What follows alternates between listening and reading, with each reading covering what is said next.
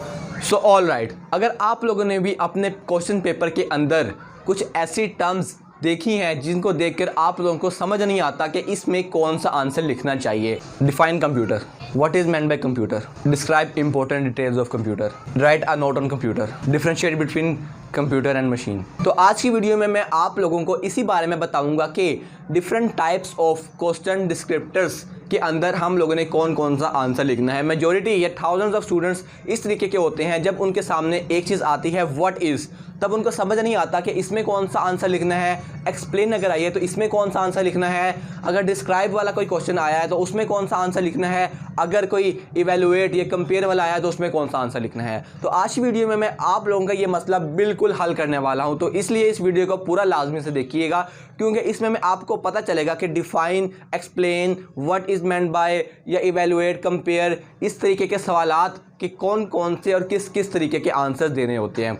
तो आज की वीडियो को बिना किसी देरी के शुरू किया जाता है। तो जो सबसे पहली चीज़ आती है वो आती है डिफाइन। अगर आप लोग एक सवाल आया है डिफाइन कंप्यूटर, या कोई सवाल आया है डिफाइन कंप्यूटर सॉफ्टवेयर या एप्लीकेशन सॉफ्टवेयर, तो इसमें सबसे आसान तरीका होता है, ये सबसे आसान क्वेश्चन की फॉर्म होती है जो कि आप लोगों से पूछी जाती है। इसमें आप लोगों ने जो आपकी बुक के अंदर या तो इन्वर्टेड कॉमर्स में या इटैलिक फॉर्म में जो डेफिनेशन लिखी हुई आती है, जो एक टॉपिक की डेफिनेशन होती है, आपने एज इट इज़ वही वाली डेफिनेशन यहाँ पर लिख देनी होती है। तो आप लोगों को पूरे नंबर मिल जाते हैं, जो कि 2 नंबर होते हैं।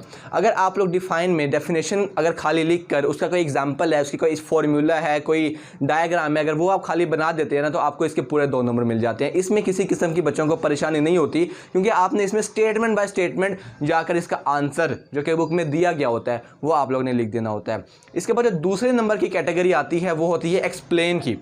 एक्सप्लेन और डिस्क्राइब, ये 2 ऐसी चीज़ें हैं जो कि बच्चों को बिल्कुल सेम लगती हैं, एक डिस्क्राइब वाला डिस्क्रिप्टर और एक एक्सप्लेन वाला डिस्क्रिप्टर। तो मैं सबसे पहले आपको डिस्क्राइब वाला जो है वो समझाने की कोशिश करता हूँ। डिस्क्राइब का मतलब ये होता है कि आप लोगों ने जो आप लोगों को सवाल पूछा गया है, अगर आपसे पूछा गया है describe the process of photosynthesis, for example आप लोगों को ये सवाल आया है, इसमें आप लोगों ने पूरा फोटोसिंथेसिस का प्रोसेस नहीं लिखना। आप लोगों ने जो हाईलाइटेड की पॉइंट्स होते हैं फोटोसिंथेसिस के कि जो प्लांट होते हैं उनके अंदर क्लोरोफिल होता है और वो सनलाइट से अपना जो फूड मेकिंग प्रोसेस है उसको करते हैं, यानी कि चंद मेन की पॉइंट्स हैं, हाईलाइट्स हैं, इनको आपने सिर्फ मेंशन करना होता है, पूरा प्रोसेस नहीं समझाना होता। आपने मेन पॉइंट्स इकट्ठे कर डिस्क्राइब वाले सवाल के अंदर लिखने होते हैं। मिनिमम 4 to 6 लाइन्स आप लोग इसमें लिख सकते हैं, तो आप लोगों के पूरे नंबर आ जाते होते हैं डिस्क्राइब वाले पार्ट में। अब एक्सप्लेन वाला पार्ट बिल्कुल डिस्क्राइब वाले पार्ट की तरीके का ही होता है, लेकिन इसमें फ़र्क ये होता है कि आप लोगों ने इसमें जो की पॉइंट्स, जो कि हाईलाइटेड पॉइंट्स होते हैं, वो तो लाजमी से बताने होते हैं, लेकिन आप लोगों ने इसके साथ साथ उसको थोड़ा एक्सपेंड करना होता है। डिटेल से एक्सप्लेनेशन के साथ आप लोगों ने अपने जो गिवन क्वेश्चन है उसको एलेबोरेट करना होता है। ठीक है, तो एक्सप्लेन एक बड़ी टर्म है, डिस्क्राइब एक छोटी टर्म है। डिस्क्राइब में जो क्वेश्चन की लेंथ है वो 4 से 6 लाइन्स पे कंफर्म हो जाती है, लेकिन एक्सप्लेन अगर शॉर्ट क्वेश्चन में आ गया तो उसमें आपकी जो लाइन है वो 9 में मैक्सिमम होनी चाहिए। ठीक है, और उसमें कोई अगर कोई डायग्राम है, कोई फॉर्मूला है, कोई इंपॉर्टेंट पॉइंट है, तो वो भी आप लोगों ने इसमें मेंशन करना है।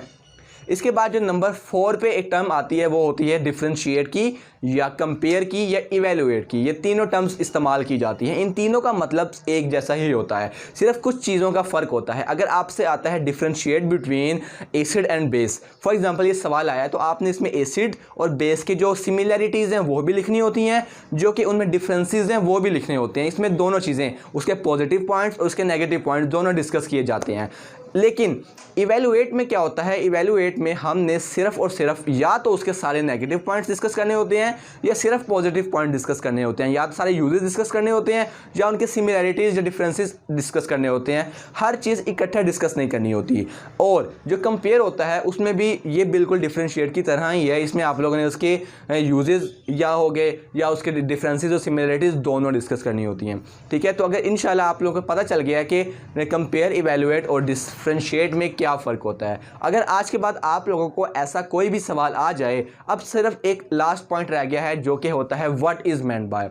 अब व्हाट इज़ मेंट बाय सबसे सेकंड मोस्ट ईजीएस्ट क्वेश्चन होता है।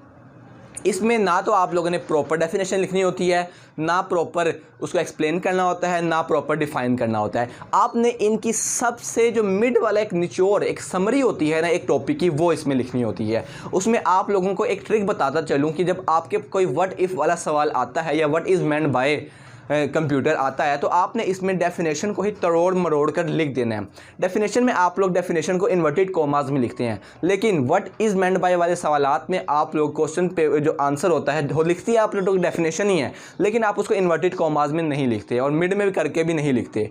आप लोग एक पैराग्राफ की शक्ल में उसको लिखते हैं और आप लोग डिफरेंट एक लाइन जो होगी वो आप लोग डेफिनेशन की लिख देंगे उसमें इन्वर्टेड कॉमास के बगैर, और दूसरी लाइन में डेफिनेशन को ही तरोड़ मरोड़ के आप लोग लिख देंगे, तो आपका वो सवाल हो जाएगा। इसकी भी लाइन भी 4 से 6 लाइनें मैक्सिमम आप लोगों ने लिखनी है, ठीक है। तो ये सवाल, ये कुछ क्वेश्चन डिस्क्रिप्टर्स है जिसमें मैंने आप लोगों को define, differentiate, what is meant by, explain, इस सब चीज़ों के बारे में बताया।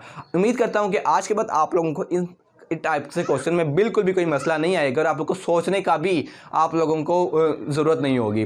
तो अगर आप लोगों को आज की वीडियो पसंद आई है तो इस वीडियो को लाइक करें, चैनल को सब्सक्राइब करें, नीचे रेड कलर का सब्सक्राइब बटन मौजूद है, आप वहाँ जाकर चैनल को सब्सक्राइब करें और बेल नोटिफिकेशन को भी दबाएं ताकि फ्यूचर में आने वाली वीडियोज़ की नोटिफिकेशन भी आप लोगों को मिल सके, जिसमें मैं आप लोगों को मज़े की और इंपॉर्टेंट ट्रिक्स और हैक्स बोर्ड के पेपर्स के मुताबिक बताता रहता हूं।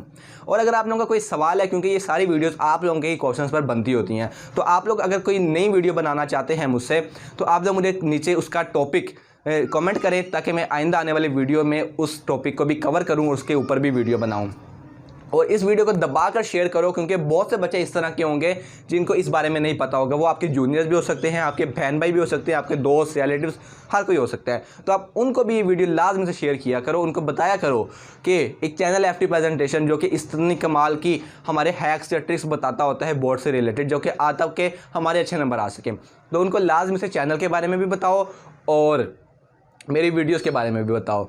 और अगर आप लोग और किसी किस्म का सवाल पूछना चाहते हैं तो नीचे इंस्टाग्राम का भी लिंक मुझे दिया गया, आप वहां जाकर भी मुझसे पूछ सकते हैं। मिलता हूं मैं आपसे किसी अगली इंटरेस्टिंग सी वीडियो में, एक इंपॉर्टेंट सी वीडियो में। अगली वीडियो बहुत इंपॉर्टेंट है, वो आप लोगों ने लाजमी से देखनी है। तो अपने दोस्त को इजाज़त दें, अपने दुआओं में याद रखें। अल्लाह हाफिज़।